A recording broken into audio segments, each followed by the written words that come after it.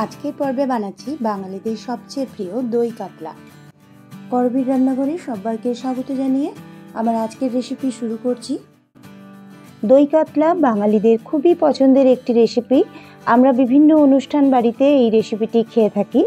সেটিকেই আমরা বাড়িতে কিভাবে খুব সহজে এবং চটপট বানিয়ে নিতে পারবো, চলুন দেখা যাক রেসিপিটি। 3টি কাতলা মাছের গাদা পিস নিয়ে নিয়েছি। আপনারা চাইলে পেটি গাদা মিশিয়েও করতে পারেন বা শুধু পেটি দিয়েও করতে পারেন। আমি অল্প লবণ আর নুন এই ক্ষেত্রে মিশিয়ে নিলাম, মাছটা যাতে ভাজা অবস্থায় দেখতে ভালো লাগে বলে। চাইলে আপনারা হলুদটা স্কিপ করতে পারেন। এখানে আমি একটা মশলা পেস্ট বানিয়ে নেব, যেটা এই রেসিপিটার জন্য খুবই প্রয়োজনীয়। তার জন্য 1 মুঠো কাজু আর দিয়ে দিলাম 1 টেবিল চামচ পোস্ত। এটাকে এখন আমি ভিজিয়ে রাখছি 30 মিনিটের জন্য। অন্যদিকে আমি একটি মশলা বানিয়ে নিচ্ছি, যেটি হচ্ছে যার জন্য আমি একটা বড় সাইজের পেঁয়াজ, 5-6 কলি রসুন দিয়ে দিচ্ছি, 1.5 ইঞ্চি মতো আদা, 3টি কাঁচা লঙ্কা, ঝালটা নিজেদের ইচ্ছে মতো দিয়ে নেবেন। অল্প একটু পরিমাণে জল দিয়ে এটাকে একটা ফাইন পেস্ট বানিয়ে রাখছি। একটা কড়াইয়ে সর্ষে তেল দিয়ে দিলাম। এখন নুন হলুদ মাখিয়ে রাখা যে মাছগুলো, সেইগুলোকে 2 পিঠ ভালো করে কড়া করে ভেজে নেব। এমনভাবে ভাজবো যাতে ভেতরটা জুসি থাকে আর 2 পিঠ ভালো রকম ভাজা হয়ে যায়। তার জন্য আমাকে হাই ফ্লেমে ভেজে নিতে হবে, কিন্তু একদম সামনে দাঁড়িয়ে ভাজতে হবে যাতে করে বেশি ভাজা না হয়ে যায়। হালকা লালচে কালার এলেই এইভাবে উল্টে পাল্টে ভেজে নিতে হবে। মাছগুলোকে আমি একটা প্লেটের মধ্যে তুলে রাখছি। এই রেসিপিটি আপনারা ভাতের পাশাপাশি ফ্রাইড রাইস বা পোলাও দিয়েও খেতে পারবেন, খুবই অসাধারণ খেতে লাগে।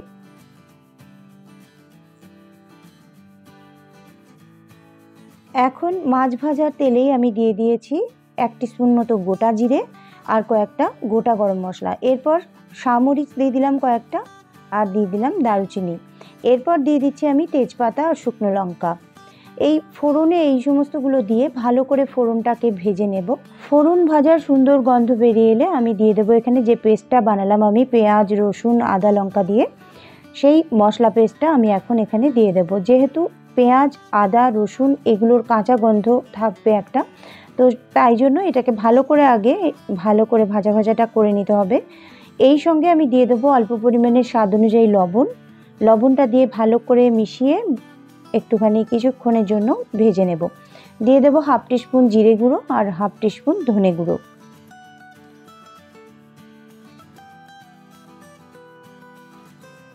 মশলাগুলো দিয়ে কিছুক্ষণ নাড়াচাড়া করে নিলাম। এইবার আমি দিয়ে দেবো এখানে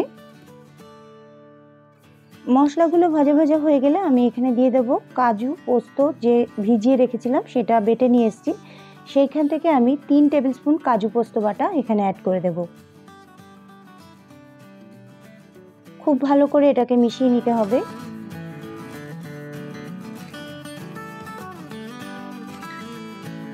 যখন দেখবেন এইভাবে কড়াই থেকে ছেড়ে ছেড়ে আসছে, তার মানে এটা ভালো রকম রান্না হয়ে গেছে, ভালো রকমভাবে এটা তৈরি হয়ে গেছে। এখন দই দেওয়ার সময় এসছে।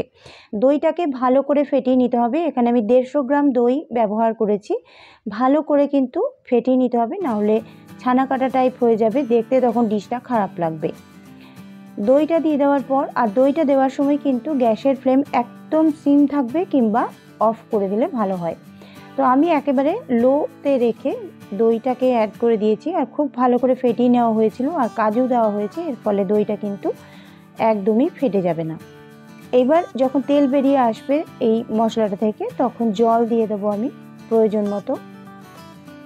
জল দিয়ে দেওয়ার পর ভালো করে মিশিয়ে নেব। এবার এই ঝোলটা ফুটে গেলে তখন আমি মাছগুলোকে এর মধ্যে দিয়ে দেব। আমার চ্যানেল এখনও না সাবস্ক্রাইব করা থাকলে প্লিজ সাবস্ক্রাইব করে পাশে থাকা বেল আইকনটা প্রেস করে রাখবেন, তাহলে যখনই যা আপলোড করব আপনাদের কাছে নোটিফিকেশন চলে যাবে। এখন ভালো করে যে ঝোলটার মধ্যে আমি ভালো করে মাছগুলোকে 2 পিঠ লাগিয়ে নিয়ে ঢাকনা চাপা দিয়ে আমি 3 থেকে 4 মিনিটের জন্য হতে দিয়েছিলাম। ঢাকনা খুলে নেওয়ার পর মাছগুলোকে একবার উল্টে দিতে হবে।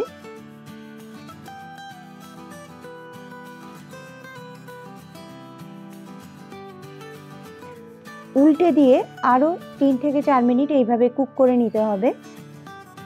তারপর স্ট্যান্ডিং টাইমে 3 থেকে 4 মিনিট রেখে দিলেই কিন্তু রেডি হয়ে যাবে এইরকম ইয়ামি একটা মাছের রেসিপি, যেটা আমরা অনুষ্ঠান বাড়িতে প্রায়ই খেয়ে থাকি। খুব সহজেই এই রেসিপিটি বাড়িতেই তৈরি করে ফেলা যায়, আর কতটা ইয়ামি হয়েছে আপনারা দেখেই বুঝতে পারছেন। গরম গরম ভাত, পোলাও এবং ফ্রাইড রাইস দিয়ে কিন্তু আপনারা এটা ট্রাই করতে পারেন। রেসিপিটি ভালো লাগলে লাইক, কমেন্ট, শেয়ার, সাবস্ক্রাইবের অনুরোধ জানাচ্ছি। আজকের মতো এই পর্যন্ত, আবার দেখা হচ্ছে আগামী রেসিপিতে। সবাই খুব ভালো থাকবেন, অনেক অনেক শুভেচ্ছা রইল।